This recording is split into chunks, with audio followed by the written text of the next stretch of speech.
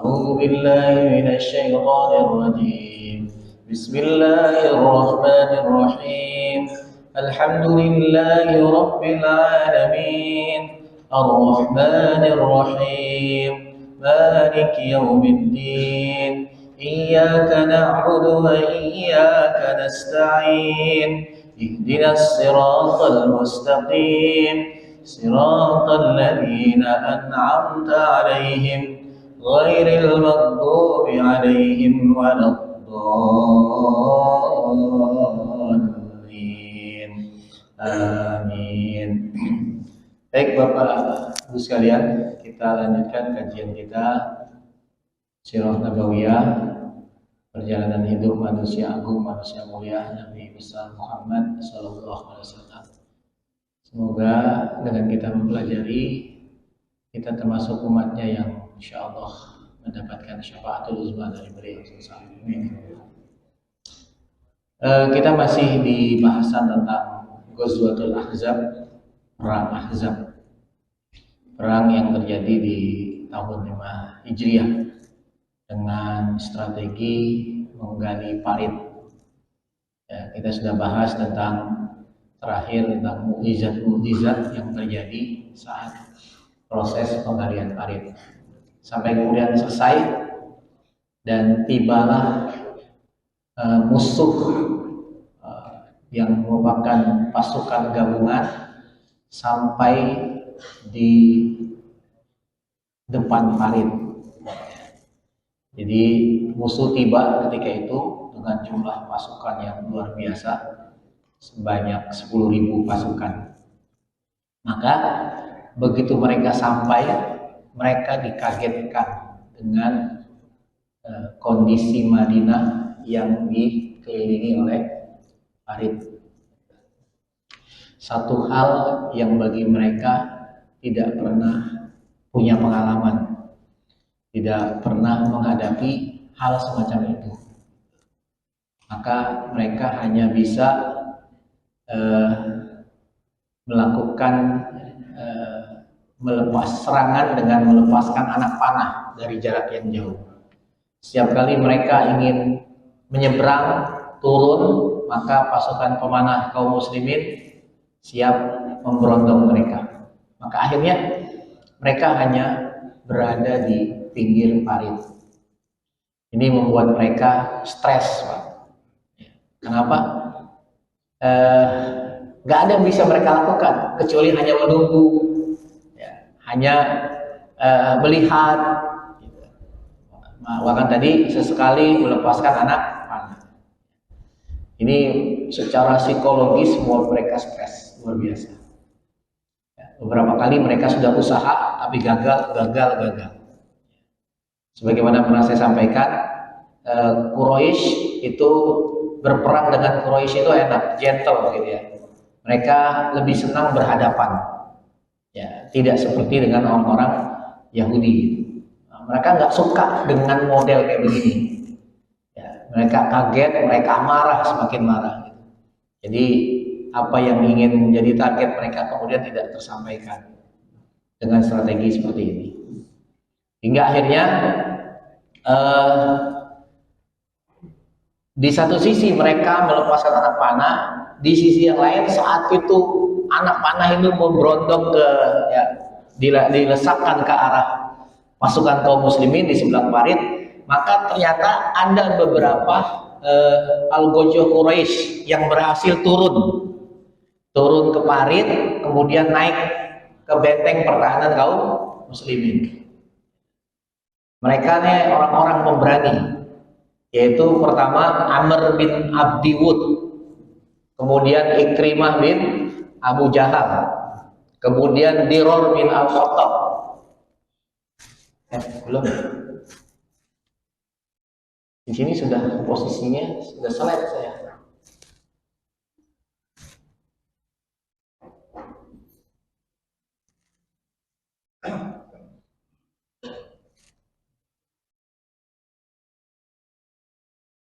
Nah,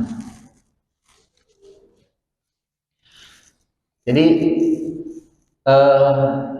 ada beberapa algojo Quraisy yang memberanikan diri itu turun dan akhirnya berhasil sampai ke seberang parit. Nah, di antaranya tadi Amr bin Abdul. Ya, Amr bin Abdul ini algojonya Quraisy, fisiknya besar, lebih besar. Walaupun umurnya sudah cukup tua, tapi pengalaman dalam perang, mahir dalam memainkan pedang, kuat. Kemudian yang kedua Ikrimah bin Abu Jahal, anaknya Abu Jahal. Kemudian Diror bin Al-Khattab.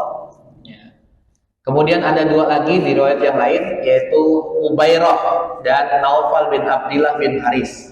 Jadi ada 5 tokoh Quraisy, para pemberani ini, kesatria Quraisy yang berhasil naik ke parit, turun kemudian naik.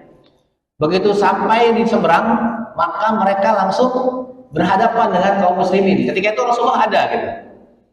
Maka ketika itu Amr bin Abdul, orang yang paling jago di antara mereka, paling besar, paling dari sisi umur juga paling tua, mengatakan, "Hei kaum muslimin, hai Muhammad, gak usah banyak kita berbicara, kita langsung perang saja, perang tanding.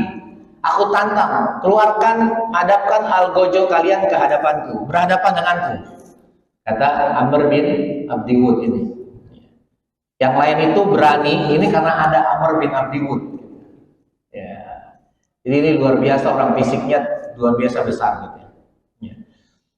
Orang ketika dia mengayunkan pedang saja, nanti kelawannya itu perisainya yang merupakan terbuat dari besi bisa pecah.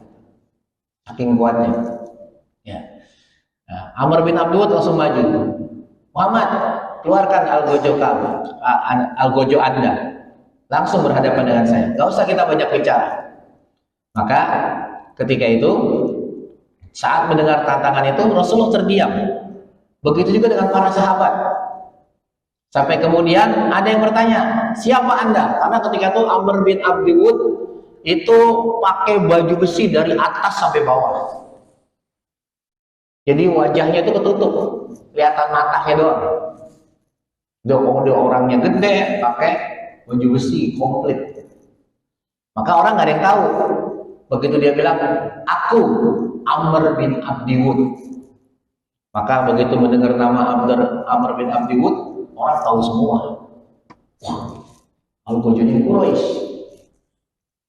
Maka ketika itu tidak ada satupun di antara para sahabat yang berani meladeni tantangan ini. Bukan takut, karena memang instruksi dari Rasulullah belum turun. Ya, kalau mau berani mah bisa langsung maju aja gitu ya. Banyak. Maka Rasulullah juga tidak perintahkan. Sampai kemudian Amr bin Abdiwud ngomong lagi 2 kali, "Ayo Muhammad, keluarkan algojo Anda, hadapi saya." Maka ketika itu Ali langsung mendekati Rasulullah. "Ya Rasulullah, izinkan saya menghadapi." Kata Rasulullah, "Nanti tunggu aja, tunggu." Ya.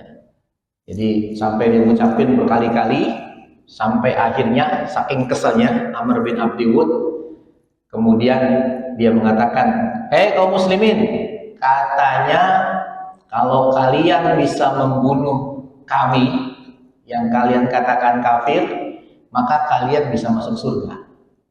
Dan kalian tidak akan dikumpulkan dengan orang yang kalian bunuh. Ayo keluar."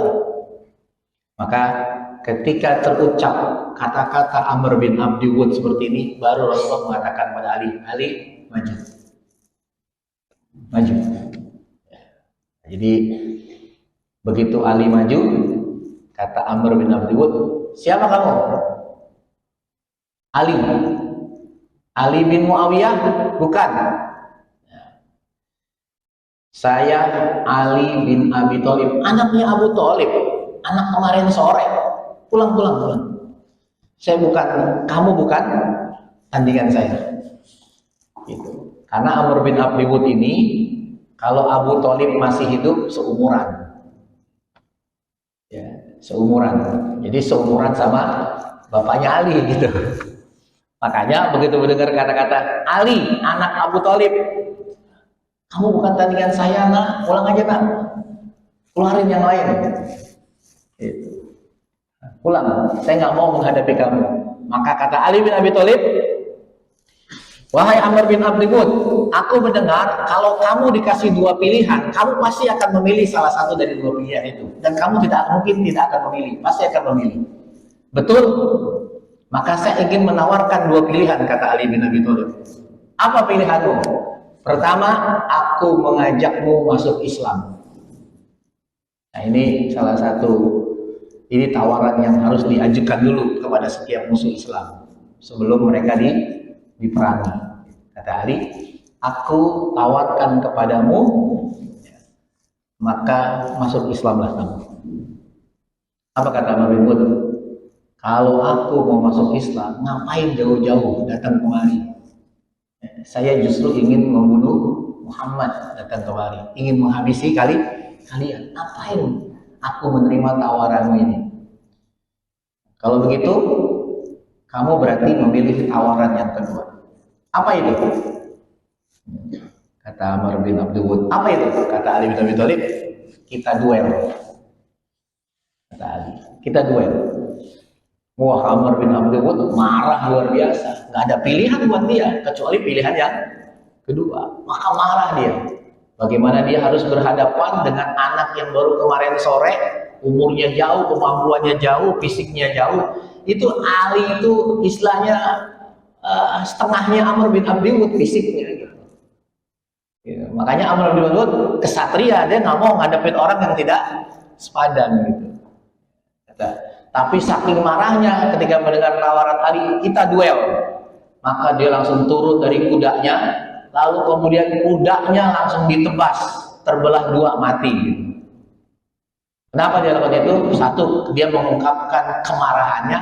Yang kedua, dia ingin membuktikan dia tidak akan lari apapun yang terjadi. Nah, itu kesatria ya. Jadi kalau masih ada kudanya, kalau kepepet bisa kabur gitu. Maka dia nggak mau, dia bunuh kudanya. Dia menunjukkan dia terima tantangan Ali. Maka terjadilah pertarungan yang sangat luar biasa dengan dua orang yang secara fisik tidak seimbang. Ali itu pakai baju besi, tapi mukanya terbuka. Sementara Amr bin Abdi Wud itu tutup semua. Maka sesekali Ali kemudian mendapatkan serangan dari Amr bin Abdi Wud. Ketika itu dia diserang dari ke arah wajahnya. Maka kemudian Ali menangkisnya dengan perisainya. Nah, perisainya itu yang saya katakan tadi, yang dari besi itu pecah. Begitu Amr bin Abdi Wud menimpakan pedangnya ke perisainya Ali bin Abi Thalib. Sampai kemudian ketika Ali punya kesempatan, maka Ali kemudian mengarahkan pedangnya dengan kuat ke arah baju besi yang menutupi kepalanya, besi yang menutupi kepala Amr bin Abdi Wud. Saking kerasnya, kemudian Amr bin Abdi Wud itu seperti keliangan. Keliangan dia, yang kuatnya. Akhirnya karena keliangan dia buka itu topi besinya. Maka saat dia baru membuka topi besinya, langsung serangan Ali secara tiba-tiba kemudian menembas kepalanya. Dalam riwayat lain bukan kepalanya, tapi Ali kemudian membabat tubuh dari Amr bin Abi Wud dari bawah, dari kemaluannya sampai ke atas, sehingga jatuhlah Amr bin Abi Wud. Mati dia langsung di situ. Nah, begitu Amr bin Abdi Wud yang diandalkan oleh mereka berempat mati, Amr bin Abdi Wud kalah sama Ali. Gimana kita? Maka akhirnya kabur nih empat-empatnya. Balik lagi nyebrang. Tapi ada satu yang gak selamat, yaitu Naufal bin Abdillah. Dia lari paling belakangan, dikejar oleh sahabat Zubair bin Awam. Dikejar jauh sama Zubair bin Awam, kemudian dilempar itu pedangnya, ya, kemudian kena tubuhnya, bahkan riwayat menyebutkan terbelah menjadi dua, saking itunya, ya. Jadi matilah Naufal bin Abdillah tadi, sementara yang tiga lolos. Jadi yang dari 5 ini yang mati 2, yang 3 lolos. Ya, jadi ini pertarungan yang dahsyat. Sampai ketika bertarung itu antara Ali dan Amr bin Abi Wud nggak kelihatan, saking dahsyat. Jadi debu itu terbang menutupi mereka berdua. Jadi ini siapa yang kalah, siapa yang menang? Gitu. Sampai akhirnya terdengarlah teriakan takbir, Allahu Akbar. Begitu mendengar teriakan takbir, Rasulullah bertakbir, Allahu Akbar. Maka tidak lama kemudian Ali seperti keluar dari kepulan debu itu, dan yang kalah adalah Amr bin Abi Wud. Ya, maka yang lainnya kabur. Nah ini, jadi bagaimana kehebatan seorang Ali bin Abi Thalib. Perawakannya lebih kecil dibanding Amr bin Abi Wud, tetapi keberaniannya, kelihayannya dalam bertarung itu luar biasa. Ketika itu kan baju besinya, topi besinya, senjatanya itu jadi apa namanya, dari rampasan, gitu. Maka ketika itu kata Umar bin Khattab, Ali, kenapa kamu nggak ambil itu baju besinya? Lumayan itu, ya kan mahal baju besi, senjata, gitu ya, semua yang dibawa oleh Amr bin Abi Wud. Karena aturannya begini dalam peperangan dalam Islam itu, kalau seseorang bertarung, ya, duel 1 lawan 1, kemudian menang nih kaum muslimin lawan orang kafir, maka apa yang dibawa oleh orang kafir ini jadi milik yang berhasil membunuh. Makanya kata Umar bin Khattab, kenapa kamu nggak ambil? Kata Ali, saya nggak mau. Kata dia, saat aku menebasnya itu aku melihat kemaluannya, itu, maka aku nggak sudi gitu. Ya. Ketika itu termasuk barang-barang yang dia pakai. Nah itu, jadi ini pertempuran yang sangat dahsyat yang terjadi di perang Ahzab.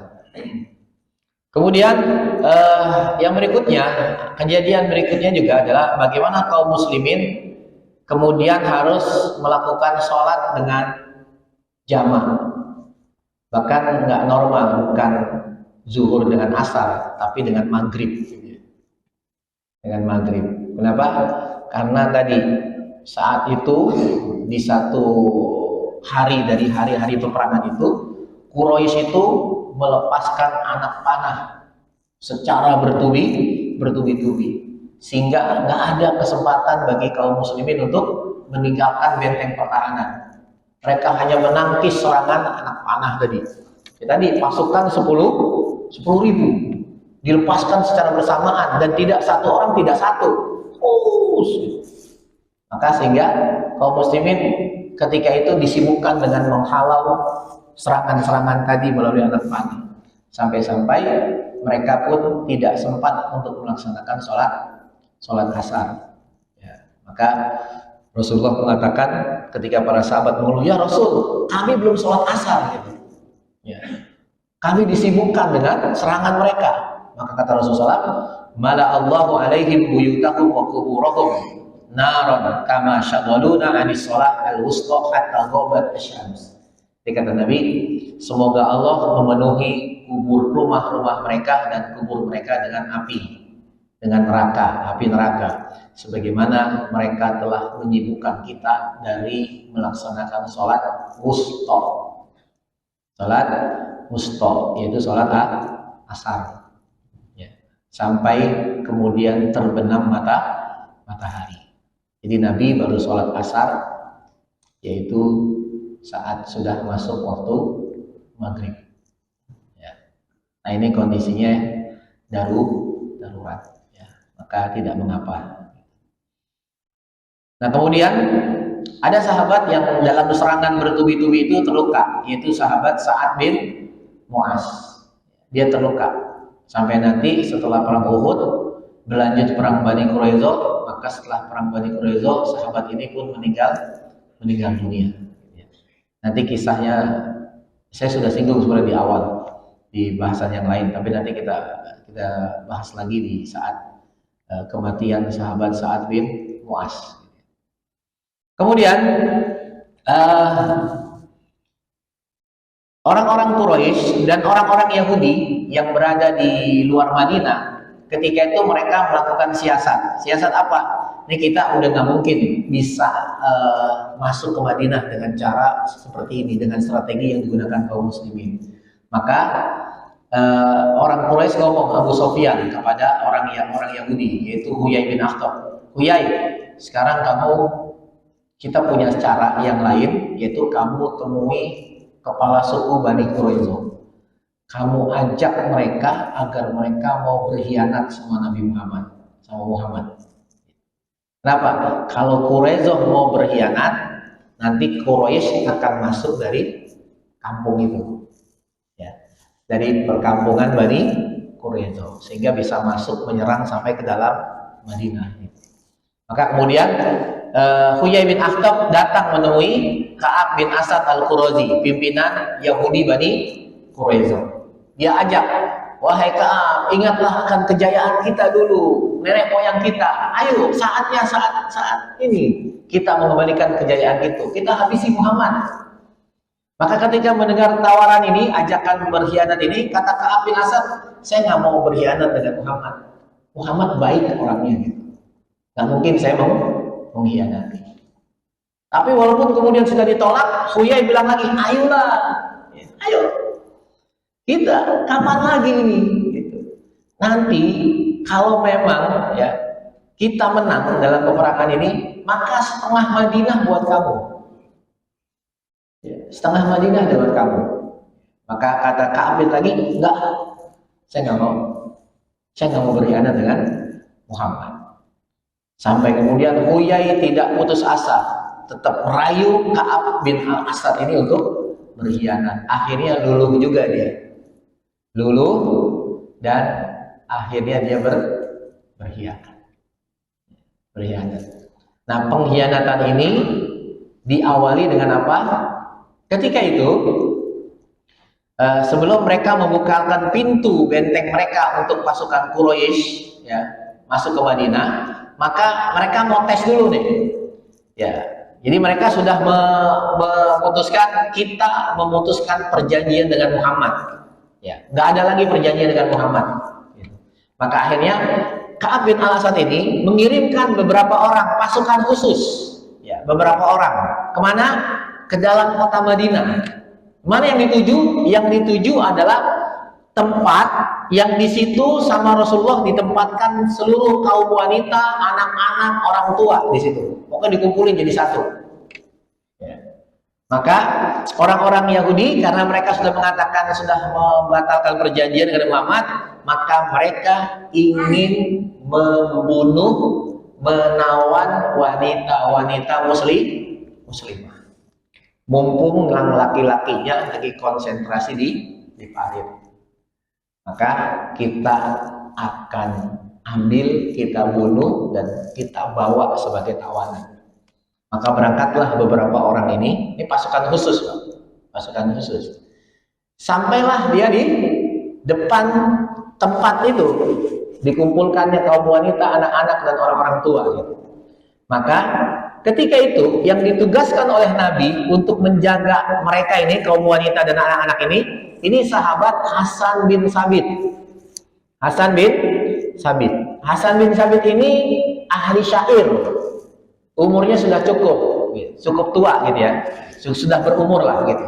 Kenapa Nabi tempatkan dia menjaga para wanita? Karena memang dia nggak punya kemampuan untuk berperang.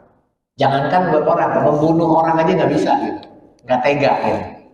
Seperti itu, nggak bisa, nggak kuat dia. Gitu. Makanya sama Nabi ditempatkan di situ.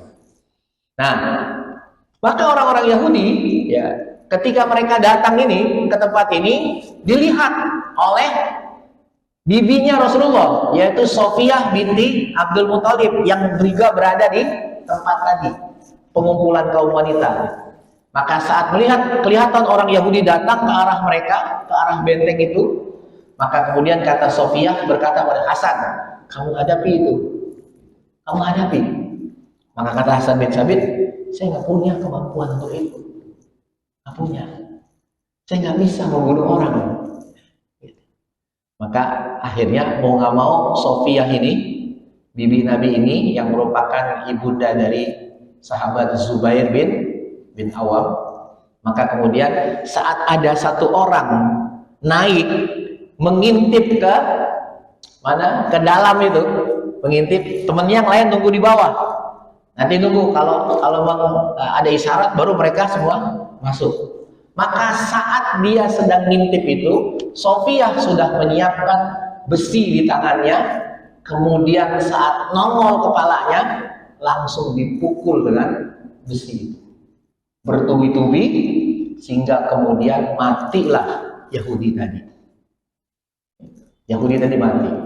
Tidak sampai di situ, untuk memberikan pesan kepada teman-temannya bahwasanya di sini bukan hanya perempuan saja, orang-orang tua saja, anak saja, maka kemudian bahkan kepalanya dipenggal. Ya, dalam riwayat yang lain kepalanya dipenggal. Lalu kemudian tubuh dan kepalanya itu digelindingin ke bawah. Sama Sofia. Nah, apa yang terjadi saat tubuh Yahudi yang satu ini terlihat oleh temannya? Luar biasa. Ya. Jadi begitu melihat, loh, ini teman kita mati.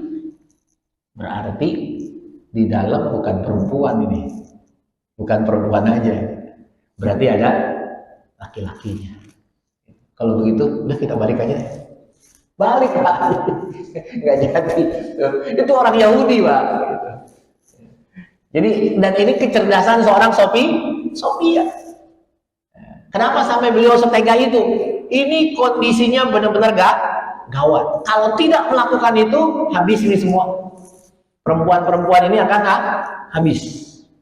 Dibunuh, ditawan. Maka Sofia harus mengambil langkah cepat. Ya. Dan akhirnya memberikan pesan kepada mereka, ya, di bawah, bahwasanya di sini bukan hanya perempuan, tapi ada laki-laki. Padahal ini saya katakan, ini yang dikirim pasukan khusus, Pak. Ya, jadi tentara IDF, Pak. IDF itu, tentaranya Israel, gitu ya. Itu. Tapi begitu melihat ada teman mereka mati satu, bukannya mereka maju, malah mundur. Itulah Yahudi. Itu. Lagi-lagi di sini menunjukkan Yahudi pengecut.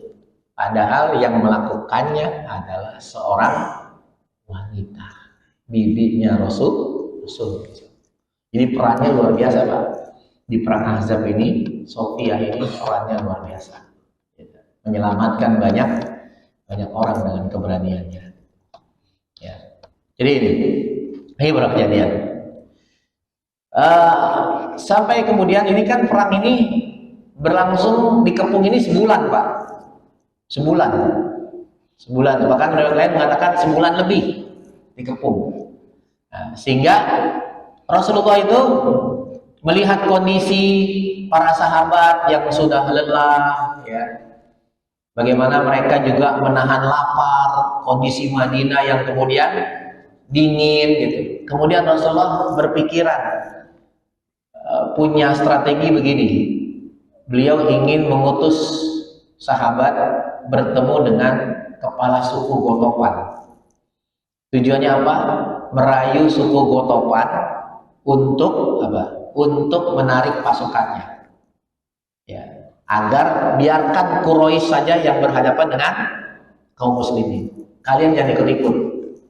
Tetapi tentu tawaran itu tidak kosong, harus ada imbalannya. Maka Rasulullah menawarkan apa rencananya? Ya, kalau mereka mau menarik pasukannya, suku Gotopan, suku Fazarah, maka setengah dari hasil Madinah mau dikasih mereka. Itu rencana Rasulullah. Saking Rasulullah tadi apa? Hilang lagi.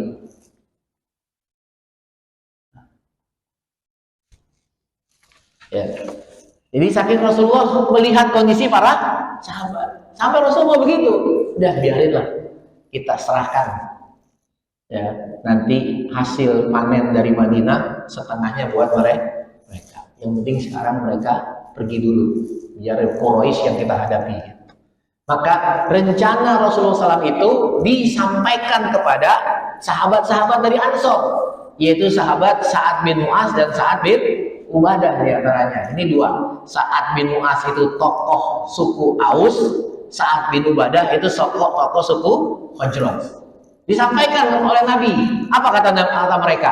Kata mereka, Nabi, wahai Nabi, ini wahyu atau ini rencanamu saja, usulmu saja. Kata Nabi, ini bukan wahyu, ini pendapat pribadiku. Maka wahai Nabi, kalau memang ini pendapat pribadimu, maka izinkan aku mengatakan.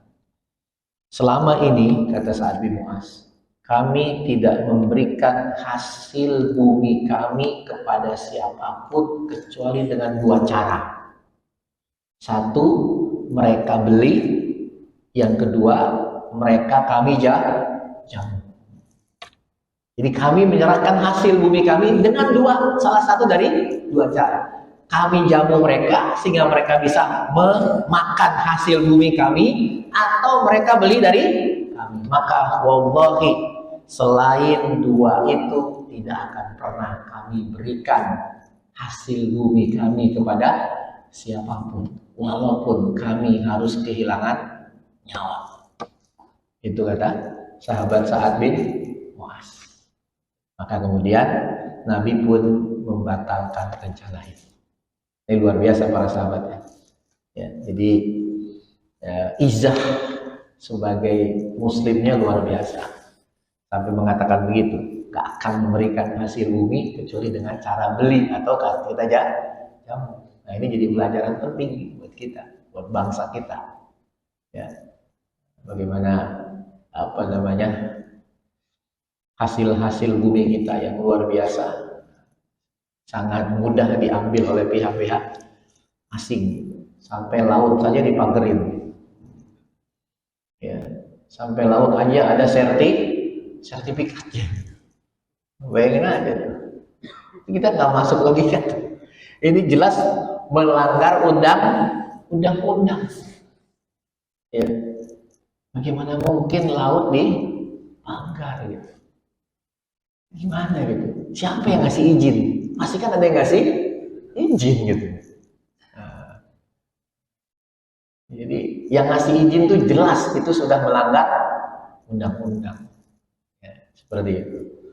Jadi bayangkan, bukan hanya emas kita kasih, ya, minyak kita kasih, sampai laut pun dikasih gitu ya. Gitu. Nah itu dia. Jadi belajar dari para sahabat mulia ini begitu. Ya. Kalau nggak dikasih kurma mereka kepada selain penduduk Madinah, atau enggak dengan cara beli seperti itu. Nah ini. Nah kemudian Bapak Ibu sekalian, dari peristiwa ini, perang Ahzab ini, kepungan orang-orang kafir kepada di Madinah ini semakin menunjukkan, menampakkan tentang sifat orang munafik. Makin ketahuan orang munafik itu kayak bagaimana, dan semakin menguatkan keimanan orang-orang beriman. Itu luar biasa. Jadi kalau orang munafik banyak alasan mereka pulang ke rumah mereka. Jadi mereka tidak mau berada di pinggir-pinggir parit menghadapi pasukan musuh gitu. Tapi mereka pulang dengan alasan, oh rumah kami gak ada yang jaga wahai Nabi gitu. Jadi kami pulang dulu ke rumah gitu ya. Nah gitu, alasannya macam-macam gitu. Nah Allah sebutkan itu banyak dalam ayat di surat Al-Ahzab. Sampai kemudian Bapak Ibu sekalian, inilah ya. Jadi Allah punya banyak cara untuk menolong hambanya. Bahkan bisa jadi cara itu berasal dari sesuatu yang tidak pernah kita duga. Dugaan kita di sini nih, pertolongan Allah. Tapi ternyata enggak. Jadi ternyata enggak. Sebagaimana yang terjadi di perang Ahzab ini. Jadi pertolongan Allah itu datang dari musuh. Dari musuh, Pak. Dari musuh. Jadi Nabi kan berdoa tuh. Berdoa gitu. berdoa kepada Allah agar memberikan kekuatan, kemenangan, menghancurkan musuh. Ternyata apa yang terjadi di satu malam di hari-hari pengepungan perang Ahzab itu, saat lagi dingin-dinginnya, tiba-tiba ada salah satu kepala suku yang berkoalisi dalam perang ini, ya, namanya adalah Nu'aim bin Mas'ud. Ya, Nu'aim bin Mas'ud. Ini kepala suku, tokoh di suku Gotopan gitu ya. Dia malam itu dia mengirimkan sesuatu ke seberang parit. Ya, ngirim melepaskan anak panah. Ternyata begitu dicek di anak panah itu ada surat gitu. Semacam pesan gitu, surat kalau kita sekarang. Begitu dibuka oleh sahabat, oh ternyata ini dari Nu'aim bin Mas'ud. Ya, di mana dia ingin bertemu dengan Rasulullah. Saya ingin ketemu Rasulullah, saya ingin ketemu Muhammad. Maka kemudian dilaporkan oleh para sahabat, nih ada surat ya Rasul dari Nu'aim. Dia ingin ketemu Anda malam ini. Bagaimana ya Rasul? Izinkan? Izinkan ya. Maka diizinkan. Dia turun dari parit seberang, kemudian naik, kemudian langsung dipertemukan di hadapan Rasulullah. Apa yang terjadi saat dia berada dalam Rasul? Dia langsung bersyahadat. Bersyahadat. Langsung bersyahadat di situ. Menyatakan masuk Islam. Padahal dia datang dari kampungnya, dari sukunya, bareng-bareng dengan Quraisy ke Madinah ingin menghancurkan kaum muslimin. Tapi dalam pengepungan itu justru Allah membuka hatinya. Doa-doa Rasul itu kemudian mengena kepada salah seorang dari musuh, dan orang itu adalah Nu'aim bin Mas'ud. Maka itu penting kita doa, jangan pernah putus-putus. Jadi kita nggak tahu mana nanti dari doa kita yang kena kepada orang, mana dari banyaknya orang yang berdoa yang dikabulkan oleh Allah Subhanahu Wa Taala. Pasti gitu. Dan saya pernah sampaikan, jadi doa itu udah pasti. Pada hakikatnya ketika seorang mukmin berdoa itu sudah dikabulkan sama Allah. Cuman dikasihnya, taruh dulu dia, tunggu dulu. Kalau dikabulkan sudah. Cuman kita sering tidak sabar. Ya, jadi seminggu berdoa kayaknya belum dikasih. Sebulan berdoa belum dikasih juga. Sampai 2 bulan belum dikasih. Begitu masuk bulan ketiga udah nggak doa lagi. Padahal bisa jadi di bulan ketiga itu baru dikasih sama Allah. Tapi karena kita nggak doa lagi, di cancel sama Allah. Di cancel gitu. Udah, ini nggak sabar, ini nggak jadi. Seperti itu. Nah, ini yang terjadi pada Nu'aim. Nu'aim tiba-tiba ngirim surat pengen ketemu Rasul. Begitu ketemu Rasul langsung bersyahadat, masuk Islam. Ya, jadi dia cerita tiba-tiba malam itu ada sesuatu yang terjadi di dalam hati saya, yang akhirnya saya memutuskan ingin bertemu dengan Rasulullah. Dan itu jelas sekali seperti doa Rasulullah yang tembus ke dalam hatinya. Maka kemudian masuk Islam dia. Setelah masuk Islam apa? Enggak sekedar masuk Islam, udah Rasul, saya kembali ya. Saya kembali ke pasukan saya. Udah, atau saya di sini deh Rasul gitu. Enggak. Langsung dia minta tugas, Pak. Baru masuk Islam, langsung minta tugas. Apa kata Nu'aim? Kata Nu'aim, ya Rasulullah, inni qad aslamtu. Ya Rasul, sekarang saya sudah masuk Islam. Saya sudah di Muslim. Wa inna qaumi lam ya'lamu bi islami, dan kaum saya tuh di seberang sana nggak tahu kalau saya masuk Islam. Gitu. Jadi nggak ada yang tahu. Malam itu dia diam-diam. Famurni masyita, maka perintahkan saya sesukamu ya Rasul. Suruh apa saja saya siap. Apa yang bisa saya bantu dalam kondisi begini, kata Nu'aim. Maka kata Rasul apa? Innama anta rajulun wahid. Wahai Nu'aim, kamu tuh cuman seorang diri. Ya. Apa yang bisa dilakukan oleh orang yang sendirian. Tapi kata Rasul, fakhadzil anna ma stata'ta fa innal harba hid'atun. Pesan Rasul gitu, perang itu tipu daya. Nuaim nggak nanya maksudnya apa ya Rasulullah, dia langsung nangkep, perang itu tipu daya.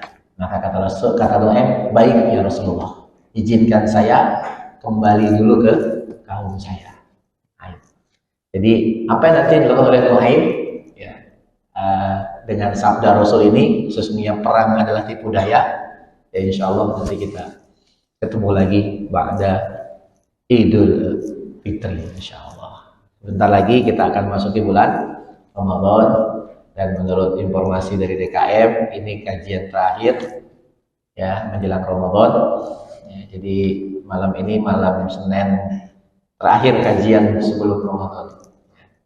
Oleh karena itu, karena mau masuk bulan Ramadan, untuk itu saya mohon maaf yang sebesar-besarnya. Allahumma barik lana fi Sya'ban wa ballighna Ramadan. Allahumma barik lana fi Sya'ban wa ballighna Ramadan. Allahumma sallimna li Ramadan.